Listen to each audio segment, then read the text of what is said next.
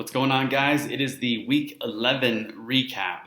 And man, what a week it was. 3/4 of a point. Going into last night's game, Don't Panic needed Travis Kelce to score the highest points he's ever scored this week. He has had one game of over 17 points this year, and they needed him to have another one.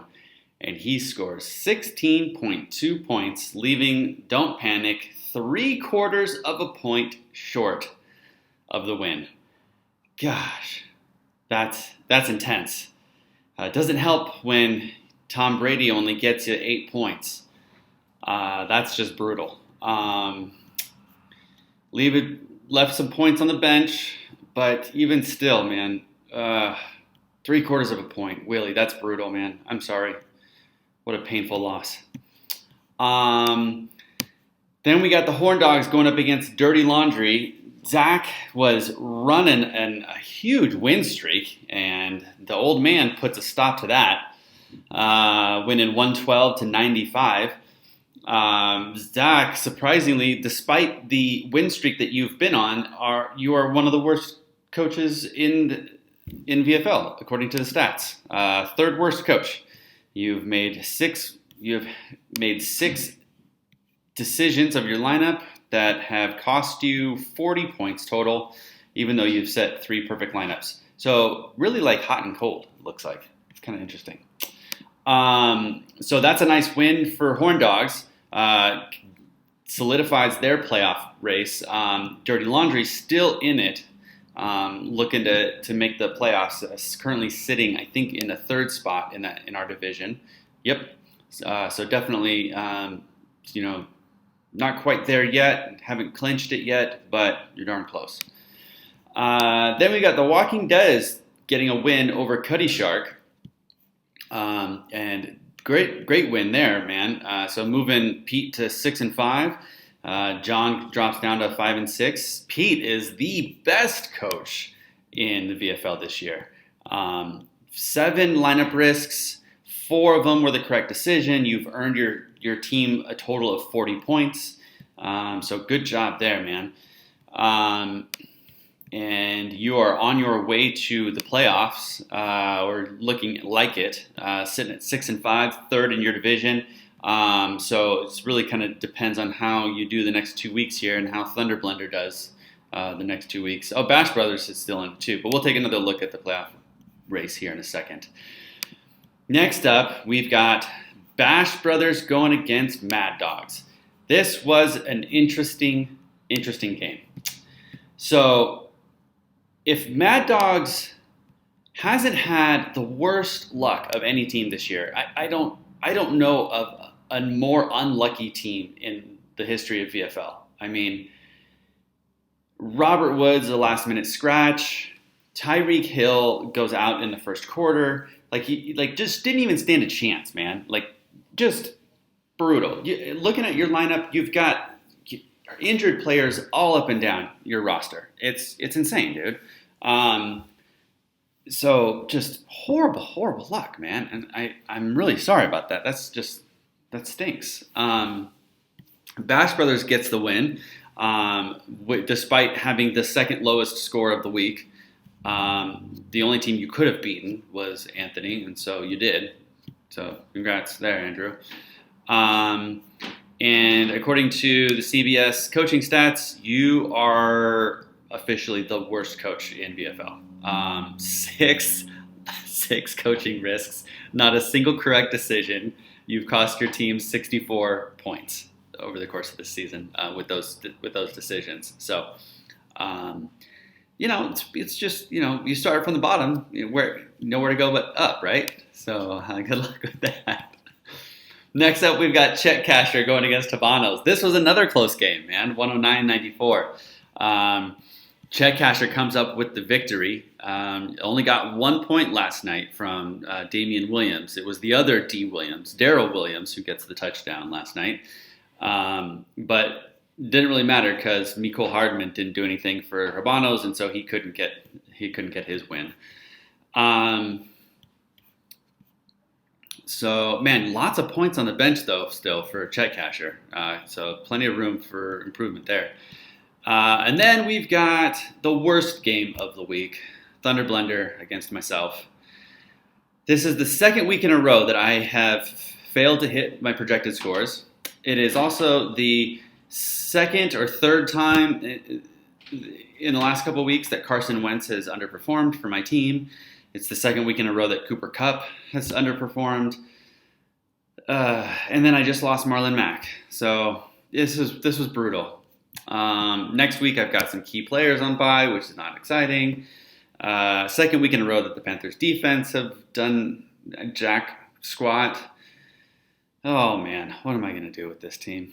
So I am now fighting for a playoff spot, sitting second in our division. Eric pulls off the trade of the century, and it does well for him. 16 points from Bell, 5 points from Fournette, but the real factor was Jimmy Garoppolo just absolutely torching the Cardinals defense. 400 yards, 4 touchdowns. So nothing I can do about that, man. That's just fantastic. And John Brown, who I traded to you earlier in the season. That's not looking as good for me right now. What is it? Thanks for beating me with my own guy. It's always nice. It's like getting hit in the head with your own helmet. So looking at the playoff standings. So if you look at the playoff race tab under standings, you're going to see a completely different picture of the playoffs. Okay, so let me explain to you what's going on here. CBS does not have it correct because what we do is we have 2 divisions. The top team in each division gets a bye.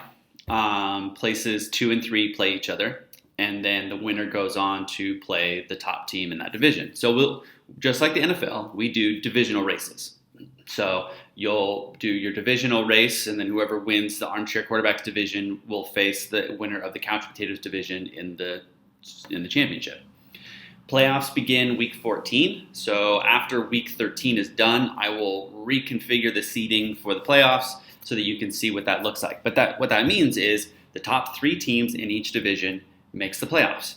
Sitting as it is right now, Tons of Anarchies at 8-3. They do not have the first round bye guaranteed. I'm sitting right below them, 1 game behind at 7-4. So really the next 2 weeks will determine who wins that. Dirty Laundry is right behind us at 6-5. So there is a scenario where Tons of Anarchy and myself lose the next 2 weeks. Dirty Laundry wins, and they end up getting the first round bye, which would be like the comeback of the century for them. Cuddy Shark is also in it still, trying to get into that 3rd spot at 5-6. So it's really anyone's game there between those 4 teams. Habanos and Mad Dogs are officially out of it. So you guys will be squaring off in the consolation bracket. Consolation bracket is a reverse seeding, which means that the losers advance. So because we are trying to find who is the worst team in the VFL. So that's kind of how it works, right? So the team with the worst overall schedule will get the bye for the first round, while the other 2 teams will square off against each other. So you're trying to win so that you don't move on in the consolation bracket. In the Couch Potatoes division, Horn Dogs and Chet Casher are fighting it out for the first round bye. The Walking Dez is behind them 2 games back at 6-5. So again, still no one has that first round bye locked up. There is an opportunity to get that locked up this week, but we'll see how that goes. Thunder Blender is fighting for that 3rd spot at 5-6, and Bash Bros is also still in it at 4-7. So there is a scenario where the Walking Dez loses the next 2 weeks. Thunder Blender also loses, and Bash Bros win the next 2 weeks, in which case Bash Bros would possibly advance into that 3rd spot, depending on divisional matchup. I think that's our first tiebreaker there. So the next 2 weeks are pretty pivotal for what's going on here. Let's take a look at the schedule for the next 2 weeks. We have, let's see, where are we? We're at week 12, right? Yep, 12 and 13. So let me see some key matchups here. Tons of Anarchy going up against Cuddy Shark. That's a key matchup. The Walking Dez and Thunder Blender, another key matchup. And Bash Bros and Horn Dogs, another key matchup. So all of those are going to be pretty pivotal there. week 13, Cuddy Shark and myself squaring up, Chet Casher and the Walking Dez, and Tons of Anarchy, Dirty Laundry, Thunder Blender, Bash Bros. So some really, really important matchups here the next 2 weeks, guys. So make sure you guys are getting some good picks in. Take a look at your lineups. I saw, like I said, Robert Woods was left in your lineup, and he was a scratch. Jordan Howard was left in a lineup, and he was a scratch. So make sure you guys are staying on top of those last-minute injury ads Sunday mornings. Couple things to square up. I will be updating finances this week, so you'll be able to get a more up-to-date picture of what the finances look like through that link that I sent you. The other thing is next Tuesday is our trade deadline. So it's the last day to accept trades. So if there's any gaps in your roster, try to get those trades in this week so that we can get those finalized. And then let me see here. Saturday of week 14 will be the very last day to do lineup changes, to do ad drops. Okay, so that Saturday of week 14, that's going to be your final day. I think it's the, let's see, 3, 4, I think it's the 5th. So that morning, the 5th, is when I'm going to lock down lineups for playoffs. Okay, so during playoffs, you cannot do ad drops. We had some issues with this last year. I just want to reiterate, during playoffs, you cannot change your lineup. There are no trades. Trade deadline is up next Tuesday. Ad drops will be cut off on the 5th. So you won't be able to do any ad drops starting then, okay? So get those in now. Get your lineups ready for your playoffs, all right? Good luck to everyone this week, and hopefully someone will accept a trade or two from me. All right, guys. Talk to you soon.